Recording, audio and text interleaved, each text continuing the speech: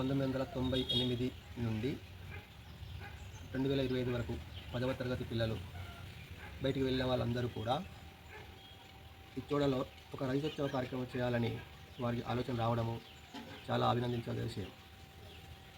ఈ విషయంలో నాతో కలిసి నేను ఆదిలాబాద్లోనే ఉంటున్నందున నాకు అందుబాటులో ఉన్న విద్యార్థులు ఫోన్ ద్వారా ఉట్నూరు, ఇంద్రవెల్లి, నిర్మల్, ఇచ్చోడ పరిసర ప్రాంతాల్లో ఉన్న పూర్వ విద్యార్థులందరూ నాతో రెగ్యులర్గా టచ్ చేస్తూనే ఉంటారు, మాట్లాడుతూనే ఉంటారు. గత 6 నెలల నుంచి ఈ ప్రోగ్రాం చేద్దాం సార్ అని చెప్పేసి వాళ్ళకు ఆలోచన వచ్చింది. అందుకు మనమందరం చాలా అభినందించదగ్గ విషయం.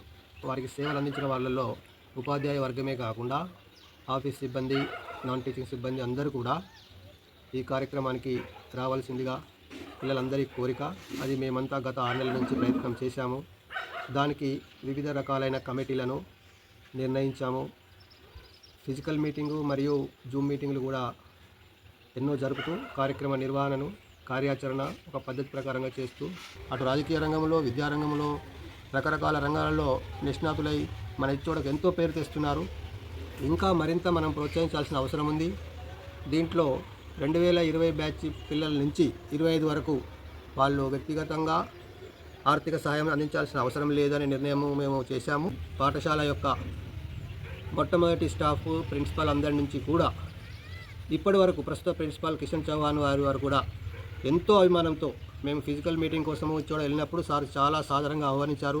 మధ్యాహ్న భోజనాలు అన్నీ అరేంజ్ చేసి మాకు విధిగా మేము ఎంత సర్వీస్ అయినా చేస్తాము సార్, మీ యొక్క అనుభవాలు ఇక్కడ చాలా ఉన్నాయి, కాబట్టి మేము మరొకసారి మీ అందరినీ కలిసే అవకాశం మాకు ఇవ్వండి అని చెప్పేసి సార్ చాలా సంతోషం వ్యక్తపరిచారు. ప్రస్తుతము వారి యొక్క అండర్లో ఉన్న ఎన్సీసీ ట్రూప్ కానీ, అక్కడున్న వ్యాయామ ఉపాధ్యాయులు కానీ ఏ లోట్లు రాకుండా మేము వెల్కమ్ చెప్పడానికి వాళ్ళ కార్యాచరణ ఉన్నది. కాబట్టి ఇందుకు సంబంధించిన ఇచ్చోడతో లింక్ ఉన్న ప్రతి ఒక్క ఉపాధ్యాయుడు, ఉపాధ్యాయేతరులు మరియు విద్యార్థులు అందరూ తప్పకుండా పాల్గొని ఈ యొక్క మహత్కార్యంని ఏ గురుకుల పాఠశాలలో లేని విధంగా ఇది ఇచ్చోడలో చేశారు అని మనల్ని ఒక ఉదాహరణగా తీసుకొని, మనల్ని ఒక మోడల్గా తీసుకొని మిగతా వాళ్ళు కూడా ఇలా చేస్తారని విధంగా మనము దీన్ని చరిత్రలో నిలిచిపోయే విధంగా చేయాలని చెప్పేసి నేను అందరినీ కోరుతున్నాను.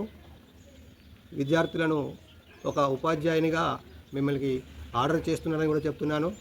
నా తోటి సోదర సోదరీమణులందరూ కూడా తప్పక హాజరై మీ యొక్క పాఠశాలను, మన యొక్క పాఠశాలను, పిల్లల పాఠశాలను మళ్ళీ ఒక్కసారి అందరం కలిసి మన పాఠశాలగా చూసి కార్యక్రమాన్ని విధిగా తమ బాధ్యతలను, సలహాలను ఇస్తూ ఆ రోజు కోసం ఎదురు చూస్తూ మీరంతా తప్పకుండా పాల్గొనాలని చెప్పేసి ఆహ్వానిస్తున్నాను.